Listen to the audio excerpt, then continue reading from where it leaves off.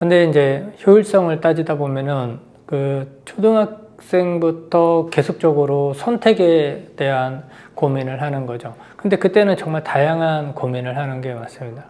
다양한 것들을 만나보고 부딪혀보고, 그리고 무엇이 중요하고 무엇이 덜 중요하고 이런 것들을 계속적으로 경험하고 부딪히고 하는 거가 맞습니다. 그런데 저학년일수록 무엇이 중요한가라는 질문보다는 이렇게 하는 게 맞습니다. 무엇도 중요한가?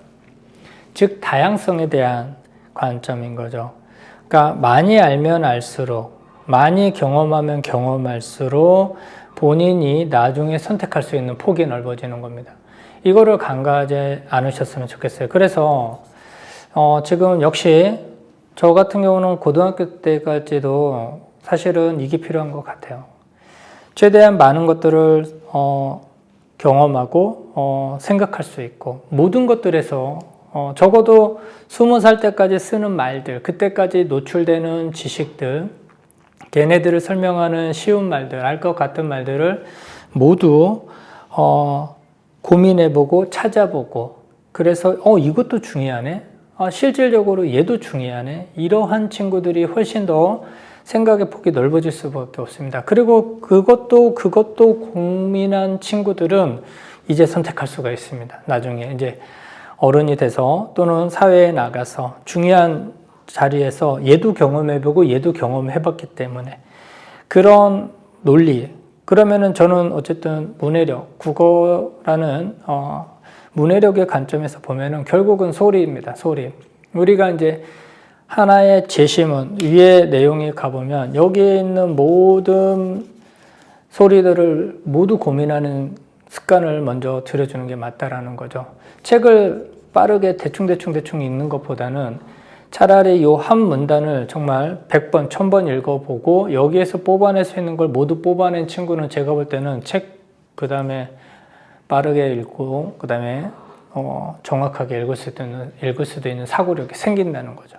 그게 바로 이제 이렇게 입체적으로 읽을 수 있는 고민들입니다. 사실 이 제시문에서, 이 글에서 놓칠 건 하나도 없습니다. 진리를 얘기할 수도 있고, 그 다음에 이 안에 있는 모든 생각의 방식, 생각을 전개하는 방식, 생각을 연결하는 방식, 이런 것들을 100% 뽑아내는 거가 진짜 아이들을 성장시키는 방법이다. 그래서 저는 이렇게 말씀드리겠습니다.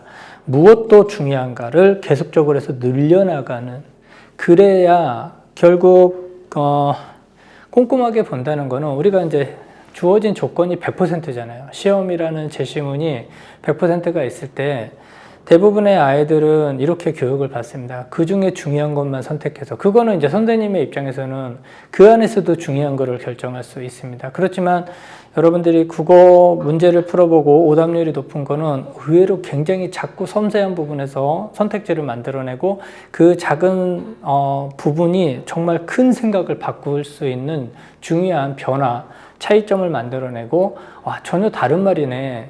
그러니까 단순하게 말장난이 아닌 거죠. 단순하게 말장난이 아니라 정말 다른 말이에요. 그러니까 말장난에 걸리는 거는 결국 나중에 어른이 돼서 사기당할 수 있는 가능성이 크다는 겁니다. 그러니까 저는 아이들이 보통 이제 조금 선택지에서 약간 말을 바꿔놨을 때 틀리고 나서 이거 말장난 이런 거를 어떻게 시시하게 이런 문제를 내지? 라고 말을 하거든요. 그때 저는 항상 해주는 얘기가 있습니다. 너 이미 그거 사기 당한 거다. 그리고 다시 봐라. 같은 말이니? 계속 꼼꼼하게 그 부분을 설명해주고 나면 이렇게 말합니다. 전혀 다른 얘기네요. 그게 바로 아이들한테 필요한 공부의 방향입니다.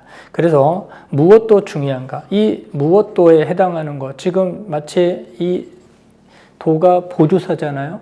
이 보조사의 의미도 정확하게 체크하는 친구가 바로 공부를 정확하고 더 쉽고 성적이 오르는 공부를 한다라고 보시는 게 맞는 것 같습니다.